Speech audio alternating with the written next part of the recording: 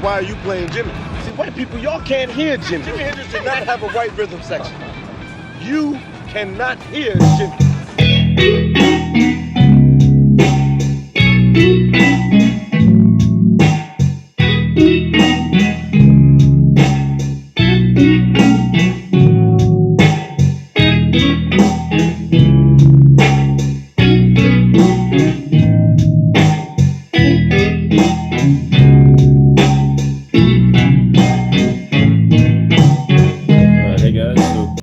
Show you something a little bit different. If you've ever wanted to get that Jimi Hendrix style double stop sound incorporated into your guitar playing and we're never really sure how, or you went about it trying to learn the cage system or something like that, I want to give you a different kind of way to view that style of playing. So I'm not a cage player, I don't use that system, that's not how I think. If somebody broke down my guitar playing, they may think that's what I'm doing, but that's not how I see it. So I wanted to show you kind of how I see the fretboard in different ways. And I'm going to do a few different videos and show you some different tricks and exercises and things that I use to kind of get that sound and get some other sounds on the guitar. And so what I wanted to show you was an exercise that can help you find double stops in every pentatonic position all across the neck, right? So I view everything in these thirds. So instead of like seeing everything as some kind of, you know, a C shape that follows this pentatonic pattern, I just don't view it that way. But I see the guitar as all thirds, sixths, double stops, and triads that fit inside of the major and minor pentatonic scales connected all as like one giant scale, right? So doing this whole Jimi Hendrix thing, I always see people teach this and they kind of just show you three things. They'll show you like, you know, here's your F shape or your E shape, however you want to see it, and you do one of these. And they go, okay, there's that, and then they'll show you an A shape.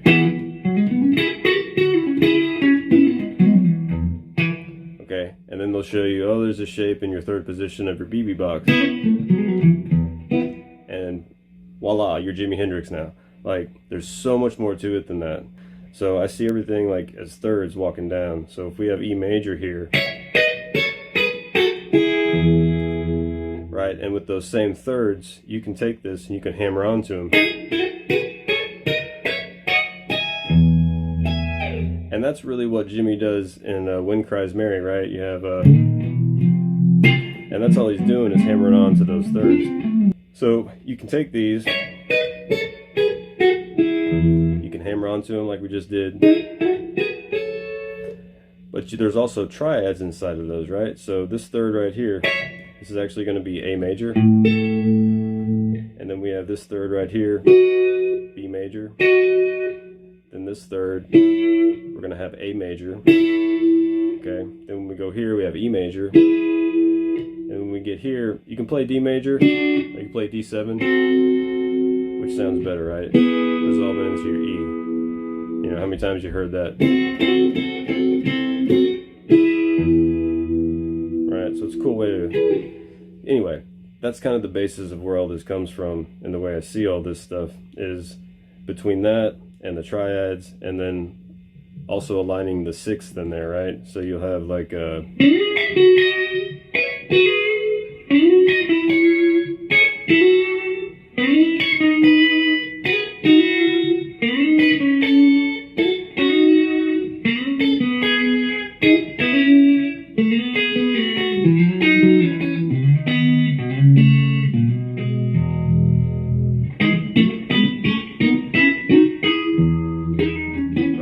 start to incorporate your thirds and your sixths and see how all these double stops and sixths and thirds all fit into your major and minor pentatonic.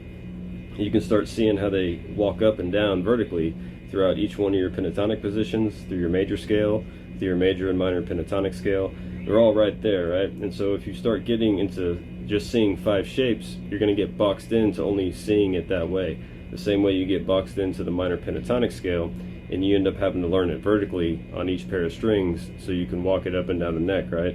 So instead of getting stuck in that trap, kind of, you know, this is doing things the hard way a little bit, but just start memorizing the thirds patterns and the intervals, and start trying to visualize the sixth, and just start on each pair of strings, right? Just start on the G and E string.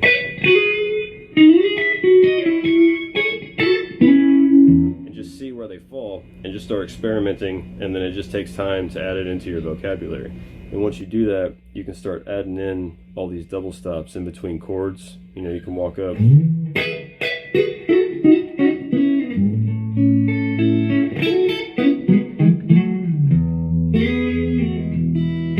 know, all that stuff, and you can walk back into chords.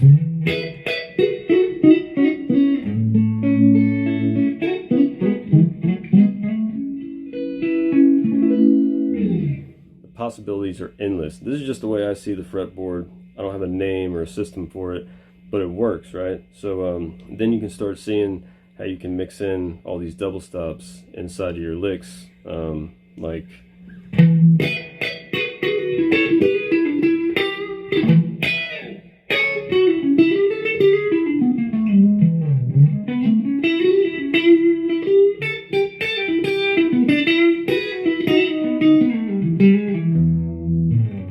work isn't really done for you. You do have to put in the work and be able to visualize where these things overlap inside of your pentatonic scales. So I'm going to show you these different patterns throughout the neck, right? And I'm going to give them to you in a horizontal way from E to E. But it's really more important to see them vertically and being able to connect these in thirds up and down the neck, right?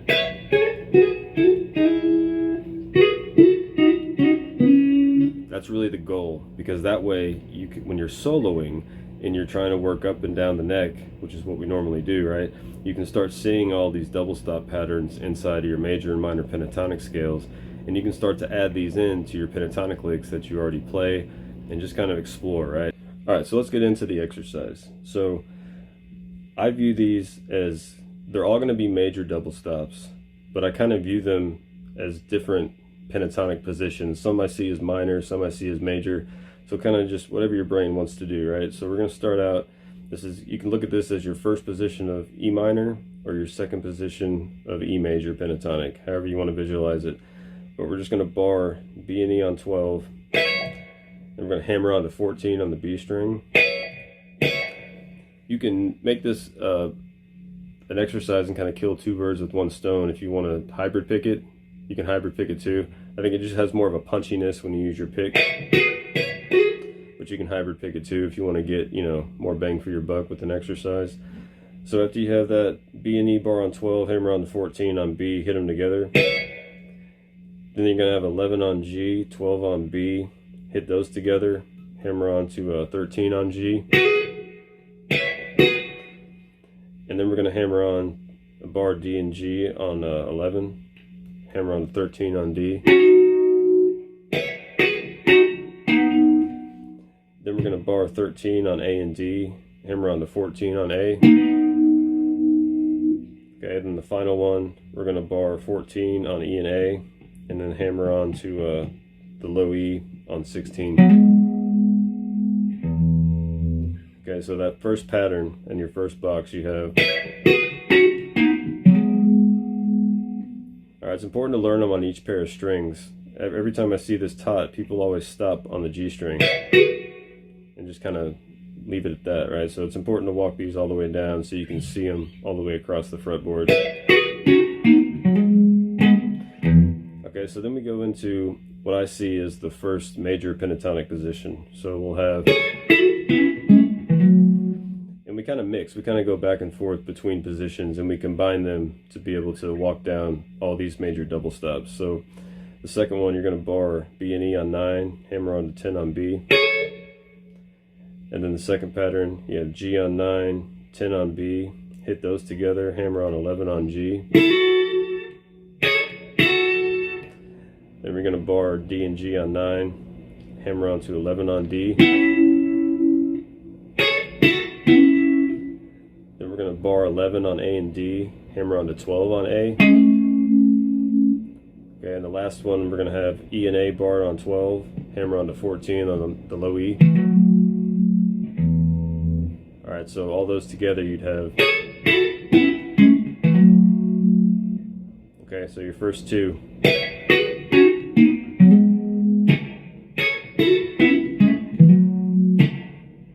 Then we have our third one, and the third one, you can view this as being the fifth position of major or your fourth position of minor, however you want to see it, right? So we're going to walk down, we're going to have,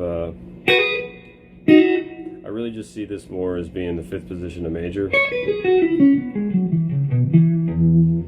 So we're going to bar B and E on 7, hammer on to 9 on B, okay, and then keep 7 on B, have 8 on G, hammer on to 9 on G,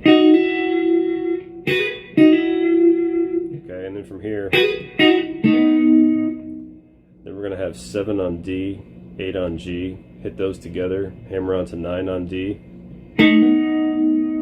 okay, then we're going to bar A and D on 9, hammer on to 11 on A. This puts us back in position 1 of your major. And then bar E and A on 11 and hammer on to 12 on the low E. Alright, so you have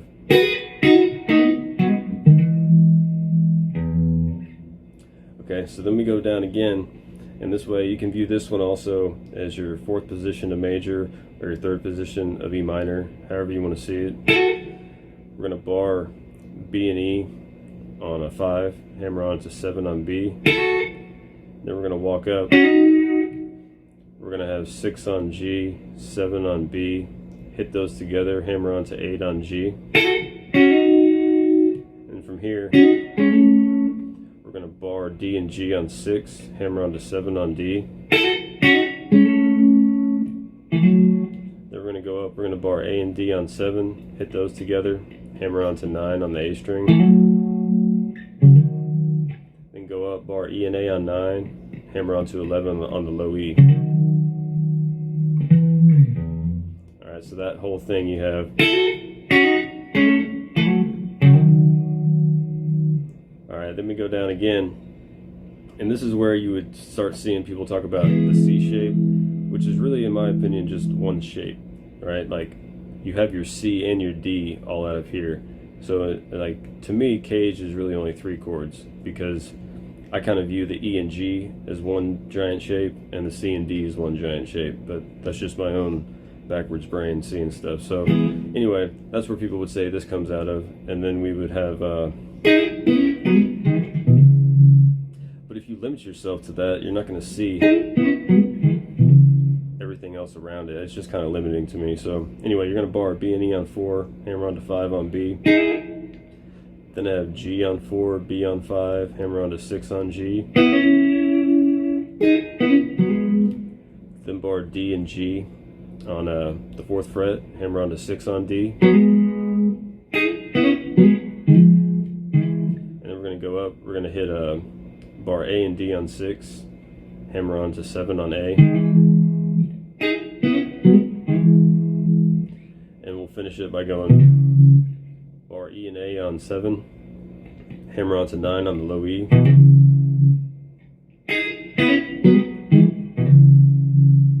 okay, and then from there we'll finish it off in your second position here. Bar B and E on 2, hammer on to 4 on the B string, and then just walk that pattern up. Do that 3 times. Just walk up, bar B and E on 2, hammer on to 4 on B, then bar G and B on 2, hammer on to 4 on G, then walk it up again, bar D and G on 2, hammer on to 4 on D, then walk it up, bar A and D on 4, hammer on to 6 on A, and then walk it up again, and we'll bar E and A on 6, hammer on to 7 on the low E. Alright, and then this last one's kind of funky because you're in your open position, so we don't have, so we're going to use the minor third, so it makes it sound a little, it gives us that kind of 7 type of sound. So we're just going to hammer on open E and then hammer on to 2 on the B string, then hit open G and B together and hammer on 1 on the 1st fret on G. Okay, then bar the 1st fret on D and G and hammer on to 2 on the A string. Okay, and then we're just going to walk this up just to have it end nice and smooth. just go bar A and D on 2, hammer on to 4 on the A string. Then walk up that same pattern, bar E and A on 2, hammer on to 4 on the low E. And then all we're going to do is walk this up. It's just a fun little way to resolve it.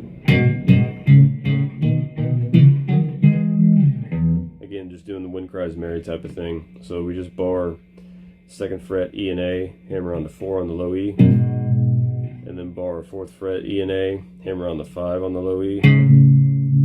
Walk it up 2 frets, bar E and A on 6, hammer on to 7 on the low E. Okay, then we go up to 7th fret, bar E and A on 7, hammer on to the low E on 9. Repeat that.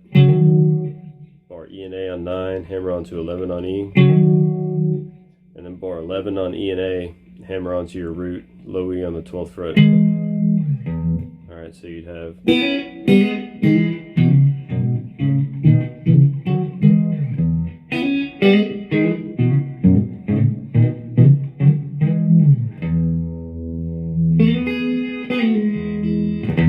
Alright, so then all the patterns real slow together, you'd get.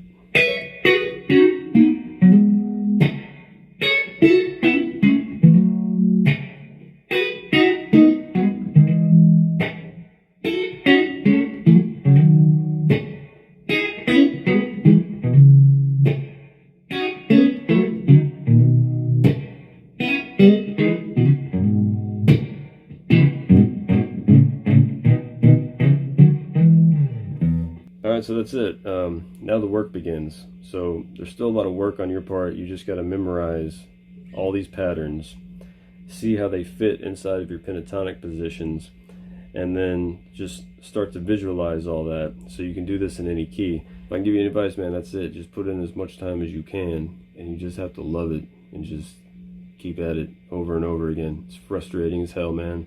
Like, I can't tell you how many times I've almost smashed my guitar into a million pieces out of frustration, but it gets better, it gets easier, and the better you get, the less frustrated you get, and the more fun things become. So anyway, that's it. Just practice slow, have fun. See you next time.